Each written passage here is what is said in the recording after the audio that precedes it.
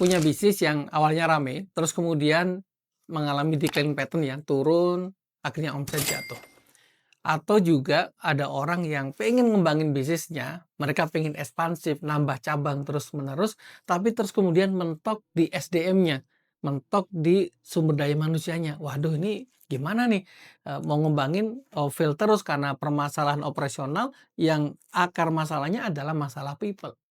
Atau teman-teman pernah ngalamin bisnisnya jalan, tetapi semakin stres karena banyak sekali konflik yang terjadi di dalam internal sendiri. Yang itu menjadi ciri culture perusahaan Anda itu nggak baik-baik saja.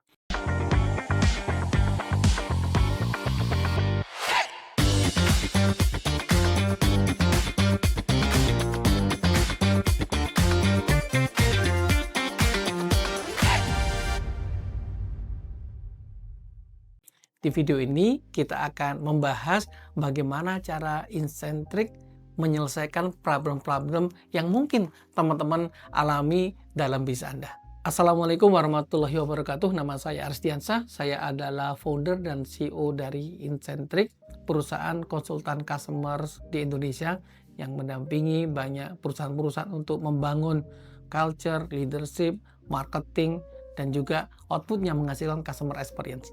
Dari banyak permasalahan para business owner tadi itu, kita berhasil memberikan sebuah solusi kepada banyak klien-klien kami, dan di video ini kita akan coba untuk membedah ya satu persatu, langkah demi langkah, bagaimana framework yang dikembangkan sama Incentric itu kemudian bisa menyelesaikan masalah tersebut.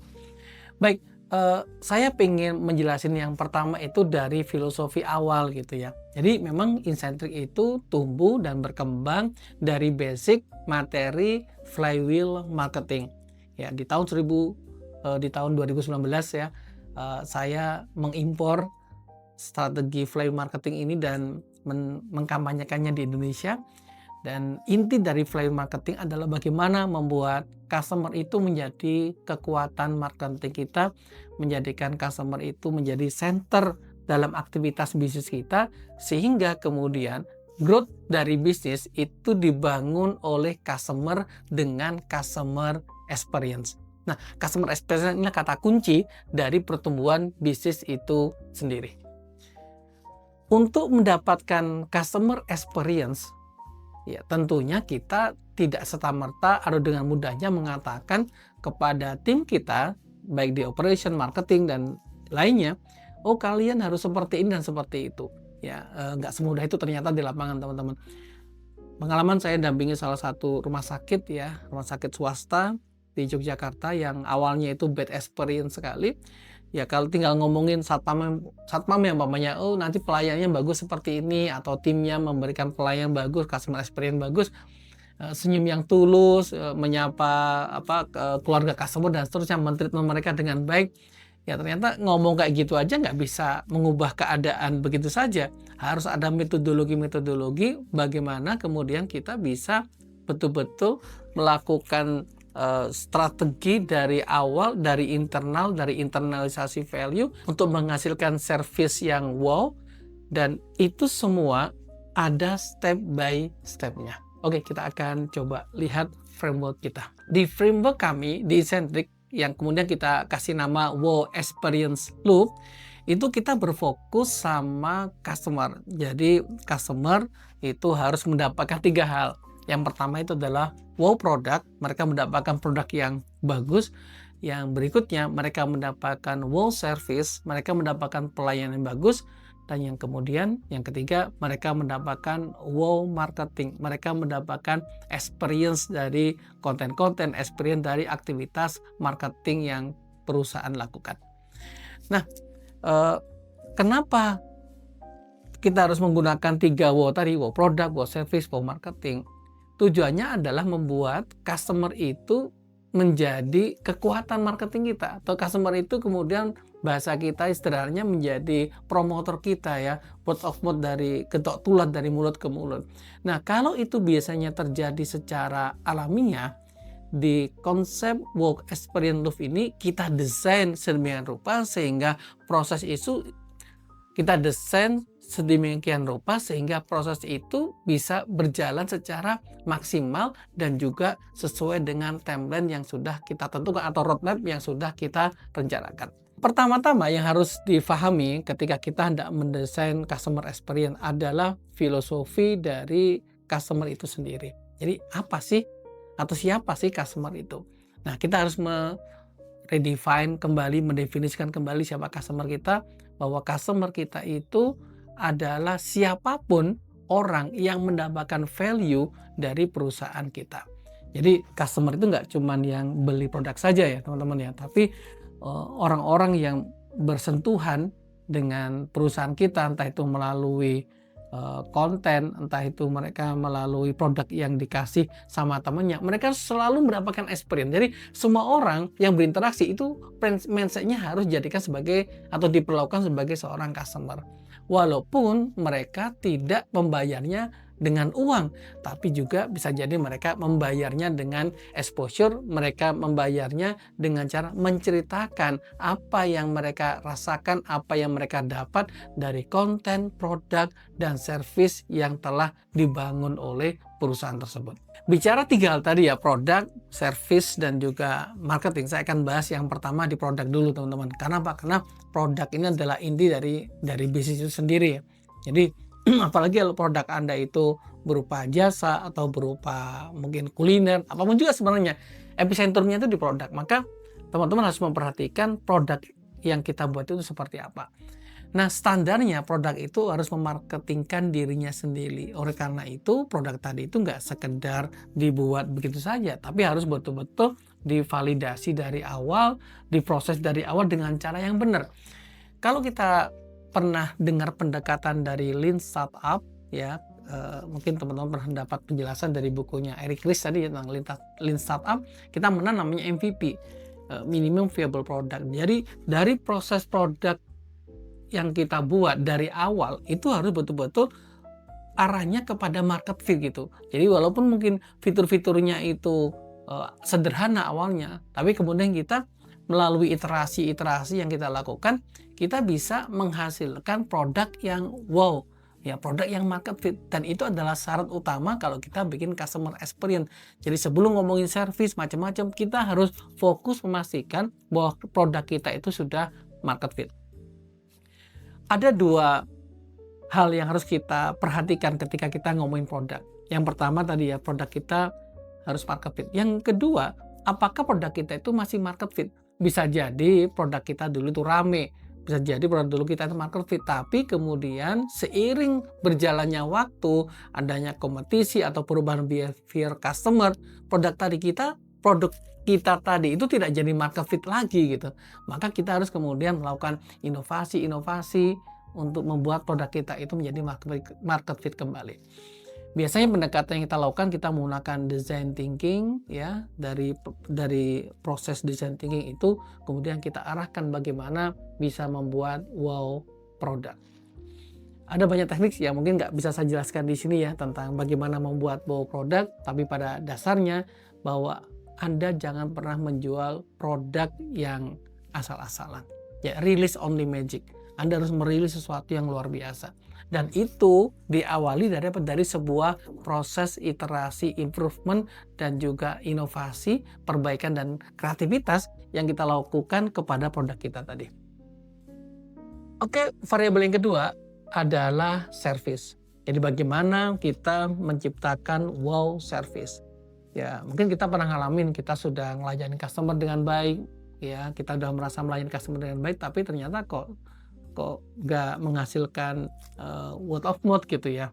Beda sama kayak Bank BCA gitu ya, atau mungkin restoran Haitilo gitu. Nah, karena apa? Karena memang wow service tadi itu tidak didesain secara optimal. Jadi kita hanya mengejar SOP saja, mengejar standar saja, itu nggak salah, itu benar gitu ya. Tapi nantinya harus dinaikkan ke level di atas SOP tadi, level di atas standar, sehingga kemudian menjadi wow service tadi itu. Ya, mungkin langkah dari awal biasanya kita melakukan assessment ya. Jangan-jangan nih memang belum standar, masih di bawah standar. Kalau masih di bawah standar ya kita bikin standarisasi bagaimana kemudian kita bisa mengejar sesuai dengan standar atau SOP yang sudah kita tentukan. Dan ingat, SOP itu bukan prestasi. SOP itu adalah standar minimum dari service yang bisa kita lakukan. Nah, kalau sudah standar, baru kemudian diimprove, dinaikkan levelnya, gitu ya, untuk menjadi lebih baik lagi sehingga kemudian kita bisa berbeda dengan kompetitor, dan bahkan nantinya ditambahin kreativitas untuk bisa lebih wow lagi.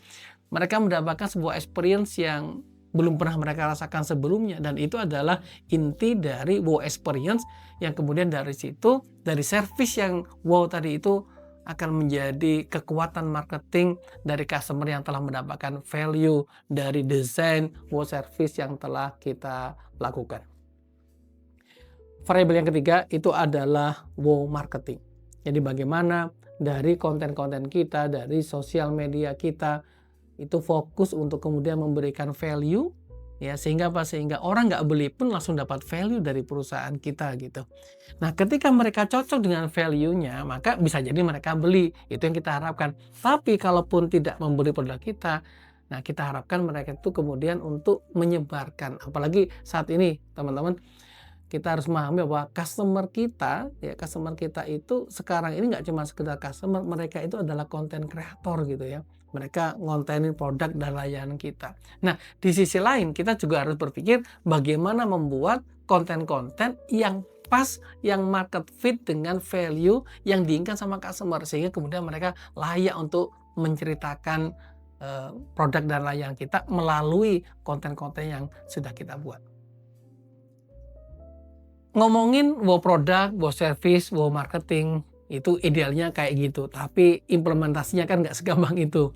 Maka dibutuhkan 3 hal yang prinsip untuk bisa mengimplementasinya, yaitu leadership, kemudian culture, dan kemudian manajemen.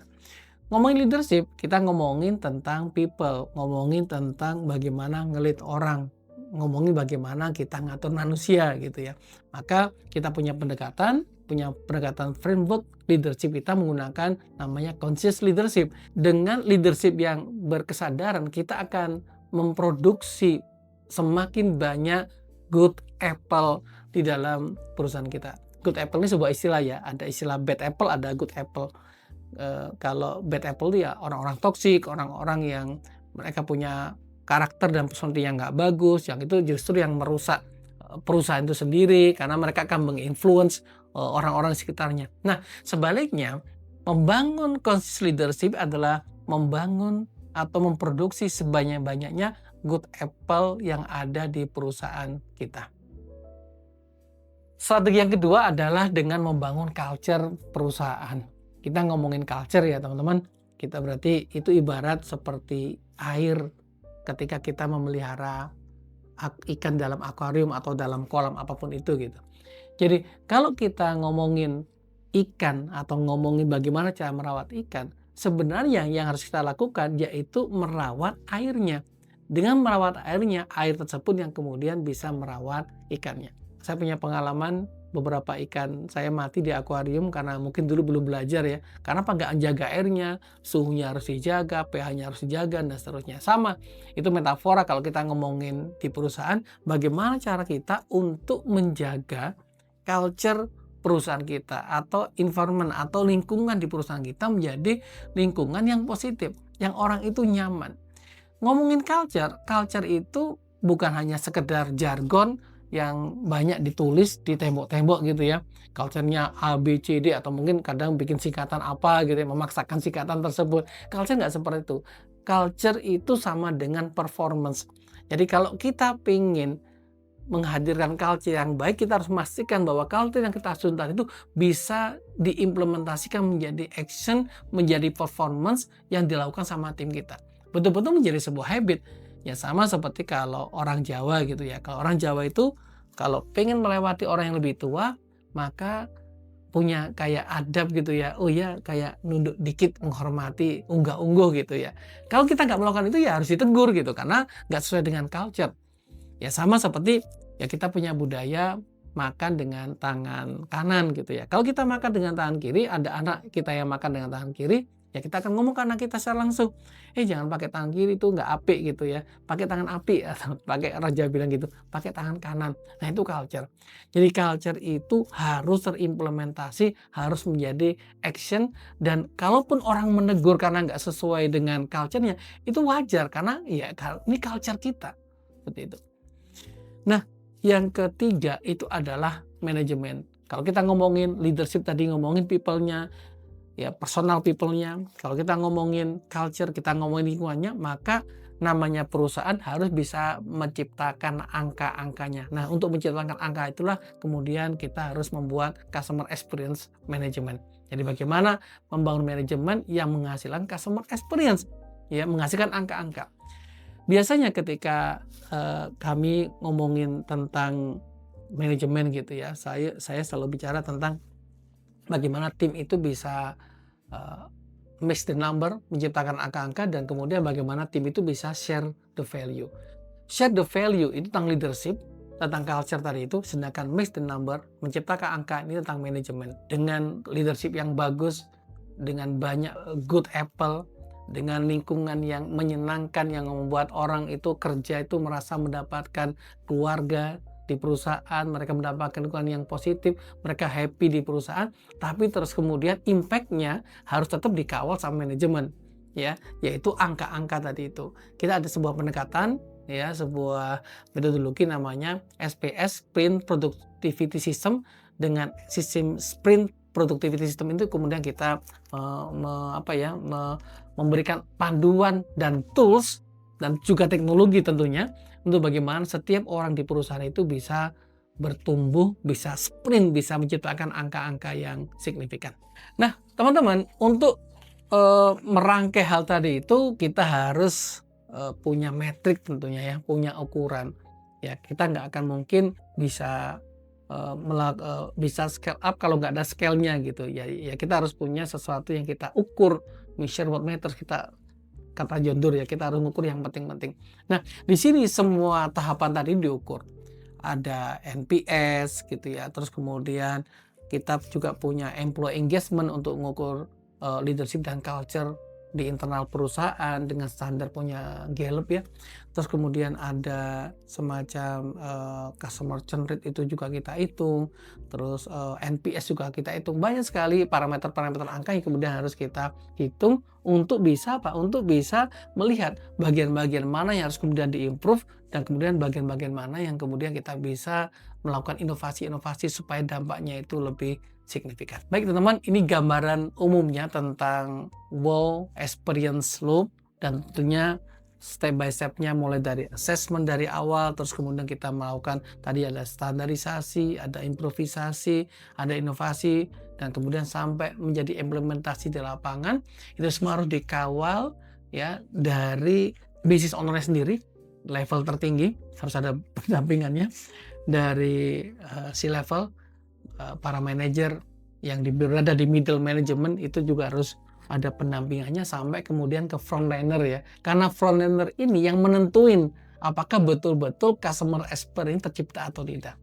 Nah, salah satu indikasi kalau kenapa tadi kita bangun culture yang harus kuat, biasanya indikasi culture yang lemah ada terjadi namanya narrative void atau kekosongan narasi di middle management. Nah, dengan mengerjakan tiga hal tadi, leadership, culture, dan juga manajemen, hal itu kemudian bisa kita tutup sehingga semua culture value yang dibangun oleh perusahaan betul-betul bisa difahami oleh semua tim dari level tertinggi sampai terendah, dan outputnya sekali lagi bisa menghasilkan tiga hal tadi ya, wow product, wow service, dan juga wow marketing. Buat teman-teman business owner yang tertarik untuk mengimplementasikan strategi customer experience ini, bagaimana kemudian kita membangun dari internal sampai eksternal gitu ya, dari internal tim kita, leadership, manajemen, dan juga culture, hingga ke eksternal kita menciptakan wow product, wow service, dan wow marketing, ya silakan menghubungi Incentric di sosial medianya Incentric atau di nomor di bawah ini.